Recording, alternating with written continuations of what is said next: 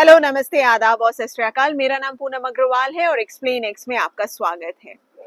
आज की तारीख है 7 फरवरी और अभी का समय हो रहा है 14:07 यानी 2 बज रहे हैं। आपको मैं ये डेट और टाइम इसलिए बता रही हूँ क्योंकि कल यानी कि 8 तारीख को दिल्ली इलेक्शन की काउंटिंग डे है और कल चुनाव आयोग गिनती करेगा दिल्ली इलेक्शन के वोट्स का।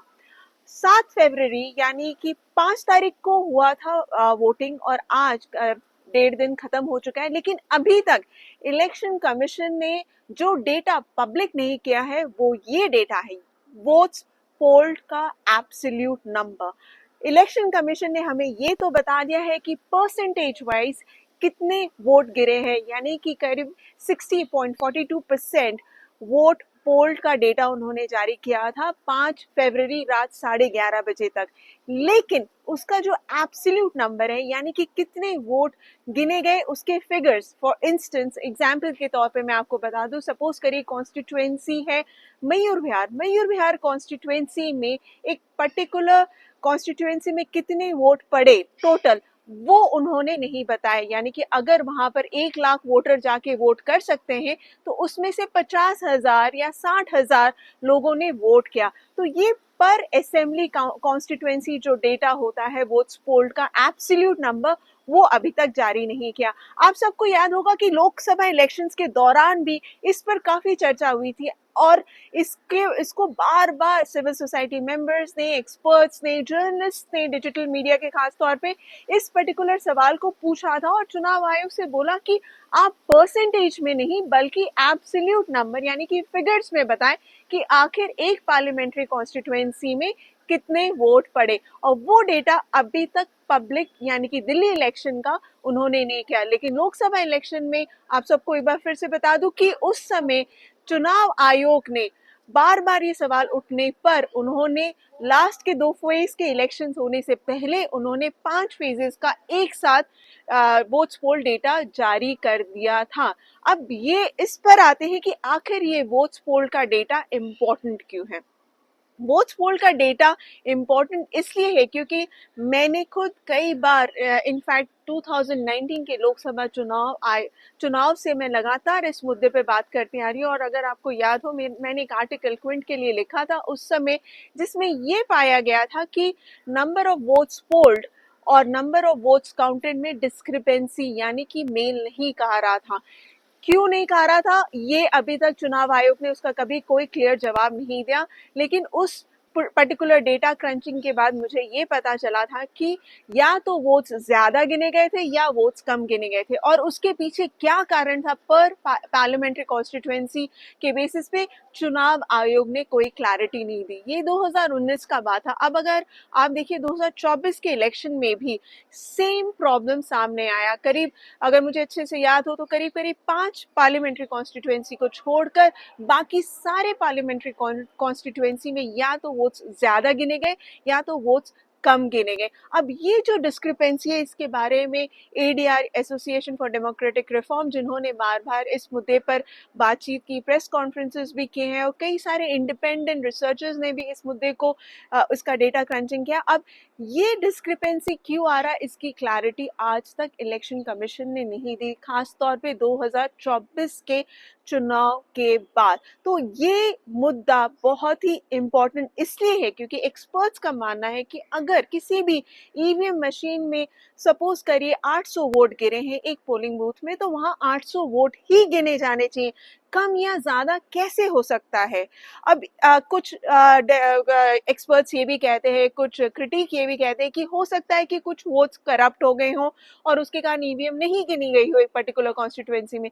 ठीक है, आपकी बात में लॉजिक है, लेकिन अगर ऐसा हुआ तो एक पहली बात तो इलेक्शन कमीशन को बताना चाहिए कि 100 ईवीएम में से 2 या 4 ईवीएम नहीं गिने गए, इसलिए वहां पर क्योंकि वो करप्ट हो गए थे या मशीन नहीं काम कर रहा था, इसलिए वहां पर वोट्स कम गिने गए।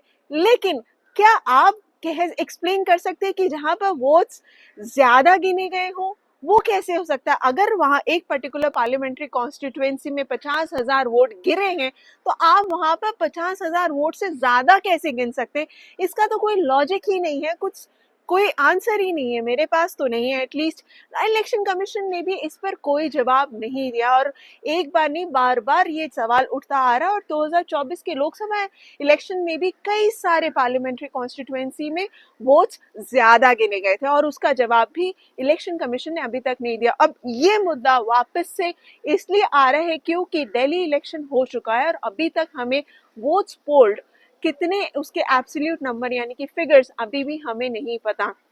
दूसरी बात, इलेक्शन कमीशन हमेशा कहते आ रहे हैं कि आप फॉर्म 17C जिसमें कि कितने वोट्स गिरे एक पर्टिकुलर पोलिंग बूथ में, वो फॉर्म आप दे देते हैं पोलिंग एजेंट्स को।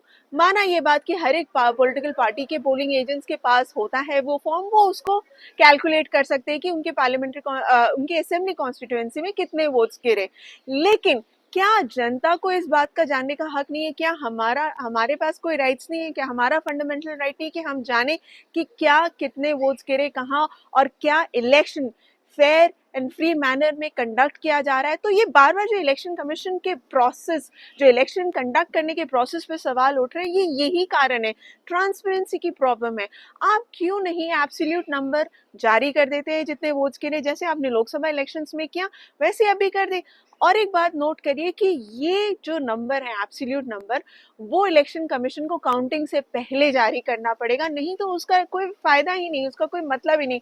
गिनती होने के बाद अगर आप वोट्स पोल का डेटा जारी भी करते तो उसका कोई महत्व नहीं होगा, क्योंकि हमें तो जानना है कि वो कितना है, तभी तो हम उसको कंपेयर कर पाएंगे कि क्या जितने वोट्स गिरे उतने ही गिने गए हैं कि नहीं। तो ये सारे मुद्दे बार बार आ रहे हैं और ये इश्यूज भी खड़े हो रहे हैं। इनफैक्ट एक प्रेस रिलीज में भी इलेक्शन कमीशन ने कहा है कि फॉर्म 17C हर एक कॉन्स्टिट्यूएंसी का, जो असेंबली कॉन्स्टिट्यूएंसी में थे दिल्ली इलेक्शंस के, वो सारे असेंबली कॉन्स्टिट्यूएंसी से उन्होंने कलेक्ट कर लिया और किसी भी तरह की कोई प्रॉब्लम नहीं आई है। तो अगर आपने ये सारा काम फॉर्म 17C इकट्ठा कर लिया और आप परसेंटेज भी रिलीज कर रहे हैं, तो आप एब्सोल्यूट नंबर क्यों नहीं रिलीज कर रहे? ये तो कॉमन सेंस की बात है। अगर आप परसेंटेज निकाल पा रहे हैं किसी फिगर का, तो आपके पास फिगर तो मौजूद है, तभी तो आप परसेंटेज निकाल पा रहे हैं।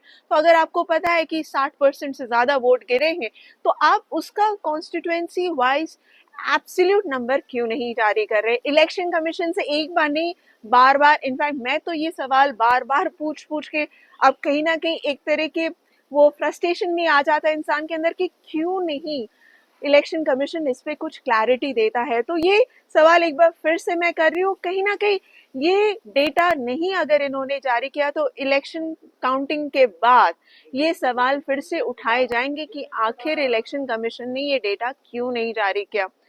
तो अब इलेक्शन कमीशन के ऊपर है, अभी भी समय है आधा दिन का, शायद उसमें जारी कर दे, लेकिन उन्हें ये डेटा काउंटिंग के पहले जारी करना है, तभी इसका महत्व है। आशा करती हूँ आपको ये वीडियो पसंद आया होगा।